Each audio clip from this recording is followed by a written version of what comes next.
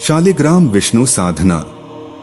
हे साधकगण, शालिग्राम विष्णु साधना अत्यंत सरल, सात्विक एवं प्रभावशाली साधना है जो हर शुभ कार्य की सिद्धि के लिए अनिवार्य मानी जाती है।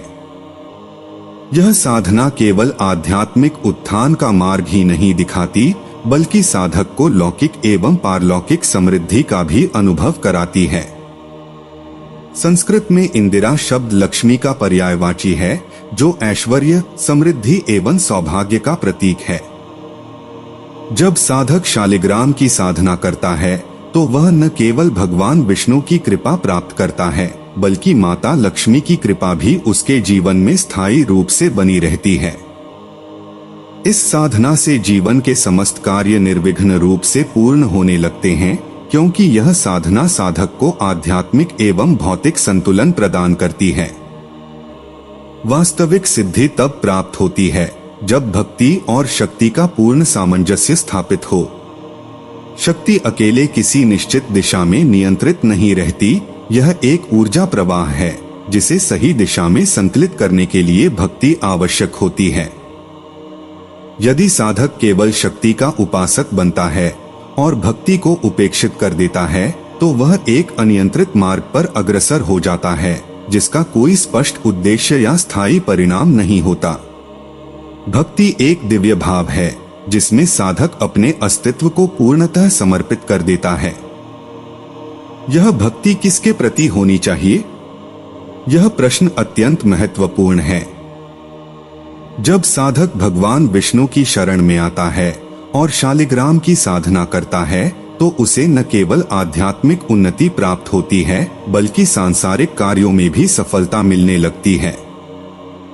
भक्ति का तात्पर्य है पूर्ण रूप से समर्पित कर उसी विचार में ध्यान लगाना। भक्ति में साधक अपने आराध्य के गुण अवगुण तथा अन्य किसी बात पर विचार नहीं करता, वह तो अपने मन मस्तिष्क में जिस रूप को स्थिर कर लेता है उसी के अनुसार हर समय पूजा, अर्चना, जप, ध्यान, साधना करता रहता है।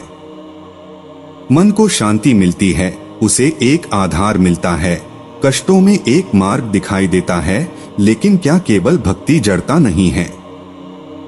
शक्ति तत्व व्यक्ति को चैतन्य करता है, उसे आगे बढ़ने के लिए कुछ ऐसा प्रयास करने की प्रेरणा देता है, उसके प्रयासों में अनुकूलता मिलती है। शक्ति हर समय साधक को जागृत करती है और यही जागरण उसकी क्रियाशीलता का सर्वाधिक महत्वपूर्ण पक्ष है। उसे कोई भी कार्य कष्टप्रद मालूम नहीं होता। शत्रु बाधा हो चाहे आर्थिक संकट हो, वह आगे बढ़ने के लिए तत्पर रहता है। लेकिन केवल शक्ति हर समय व्यक्ति को एक अव्यक्त क्रिया में जगाए रखती है। संतुष्टि, जिसे आत्मसुख भी कहा जाता है, वह नहीं मिल पाती। जहाँ भक्ति तथा शक्ति दोनों का संयोग है, वही आधार है। आत्मसुख का और क्रियाशीलता का, इन दोनों का संयोग सुंदर जीवन के निर्माण के लिए आवश्यक है। इसीलिए साधनाओं में जहाँ शिव की साधना होती है, वहीं शक्ति की साधना भी आवश्यक है, क्योंकि शिव और शक्ति का मिलना ही पूर्णता की साधना है। जहाँ यज्ञ पुरुष है वहीं अग्नि भी है, जहाँ विष्णु है वहीं लक्ष्मी भी है, और यही साधना के लिए भी आवश्यक है। शालिग्राम विष्णु स्वरूप। शालिग्राम श्री विष्णु का साक्षात मूर्तिमान स्वरूप है और इनका पूजा विधान अत्यंत सरल है। जिस घर में भी पूजा की सामान्य प्रक्रिया भी संपन्न होती है, वहाँ शालिग्राम अवश्य स्थापित किए जाते हैं। मांगलिक कार्यों में, चाहे वह गृह प्रवेश हो, विवाह हो अथवा अन्य कोई शुभ कार्य, शालिग्राम पूजा तो आवश्यक ही मानी गई है।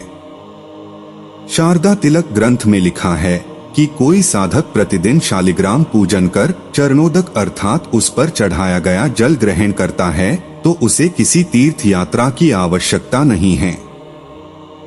यदि किसी रोगी को 21 दिन शालिग्राम पूजन कर जल पिलाए तो उसका रोग पूर्ण रूप से शांत हो जाता है। यदि शालिग्राम का 7 दिन पूजन कर नियमित जप किया जाए तो दुर्घटना एवं अकाल मृत्यु का दोष पूर्ण रूप से दूर हो जाता है। शालिग्राम पूजन में एक विशेष विधान लक्ष्मी पूजा का भी है। सामान्य रूप से शालिग्राम मूर्ति विग्रह को तुलसी पत्र पर स्थापित करते हैं। यह तुलसी पत्र लक्ष्मी का स्वरूप माना गया है। इसके बिना शालिग्राम पूजा अधूरी ही है, क्योंकि लक्ष्मी के बिना विष्णु का स्वरूप भी आधा ही माना गया है। शास्त्रोक्त पूजा में शालिग्राम के साथ ही श्री चक्र स्थापित किया जाता है और उसकी पूजा संपन्न की जाती है तथा प्रतिदिन यदि 5 बार मंत्र का जप कर साधक किसी भी कार्य के लिए रवाना हो तो उसे उस कार्य में निश्चित पूर्णता मिलती है। हमेशा याद रखें कि शालिग्राम केवल सम संख्या में ही स्थापित किए जाते हैं, लेकिन 2 शालिग्राम एक साथ स्थापित नहीं किए जाते, अर्थात 4, 6, 8 शालिग्राम ही स्थापित करने चाहिए। इसी प्रकार जहां विषम संख्या का प्रश्न है, 1 शालिग्राम तो स्थापित किया जा सकता है, लेकिन 3, 5, 7, 9 शालिग्राम स्थापित नहीं किए जा सकते। शालिग्राम पूजा में चंदन के साथ तुलसी के पत्रों का रखना अत्यंत ही आवश्यक है, इसके बिना पूजा असफल ही होती है। शालिग्राम नुकीले, बेडौल अर्थात विकृत मुंह वाला नहीं होना चाहिए। ललाई युक्त भूरे रंग का शालिग्राम पूजा में पूर्ण रूप से वर्जित है। शास्त्रों के अनुसार स्त्रियों के लिए शालिग्राम पूजा वर्जित है, लेकिन किसी ब्राह्मण से कुमारी कन्या तथा गृहस्थ स्त्री शालिग्राम पूजन संपन्न करा सकती है। शालिग्राम प्राणश्चेतना मंत्रों से अभिमंत्रित हो। साधना का संपूर्ण विधान। इस महत्वपूर्ण साधना के लिए लक्ष्मी साधना भी अत्यंत आवश्यक है, अतः लक्ष्मी स्वरूप श्री चक्र स्थापित कर पूजन करना चाहिए।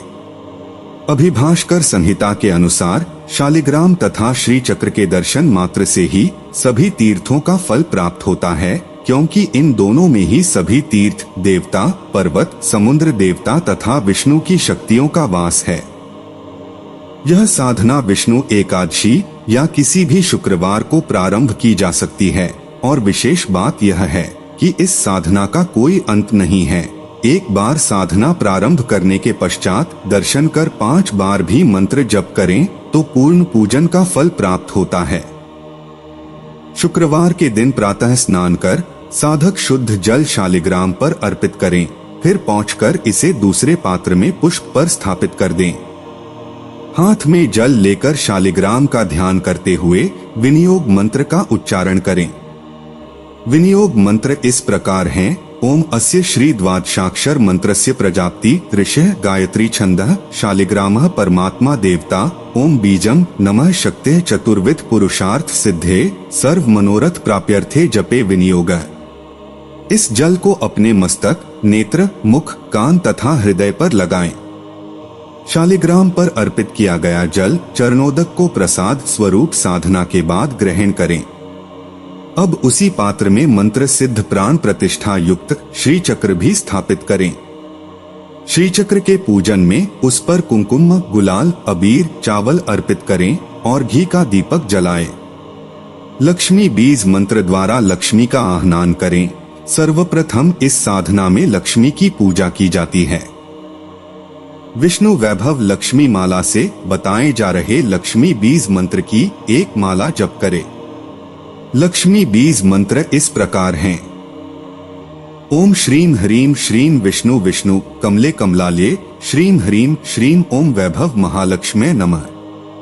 अब एक दूसरे बड़े पात्र में जल लें, उसमें थोड़ा चंदन तथा सुगंधित द्रव डाल दें और उस पात्र को एक हाथ में लें और दूसरे हाथ में घंटा लेकर उसे बजाते हुए शालिग्राम का अभिषेक प्रारंभ करें। इस प्रकार 108 बार मंत्र जप सहित अभिषेक करने के पश्चात जल पात्र को रख दें तथा विष्णु और लक्ष्मी की आरती संपन्न कर इस जल में से स्वयं आचमन स्वरूप जल ग्रहण करें। पूजन का यह जल अत्यंत ही पवित्र होता है। इसके पान से शरीर तथा मन की व्याधि शांत हो जाती है। यदि किसी रोगी को प्रतिदिन पूजन कर जल का पान कराया जाए तो पूर्ण लाभ प्राप्त होता है।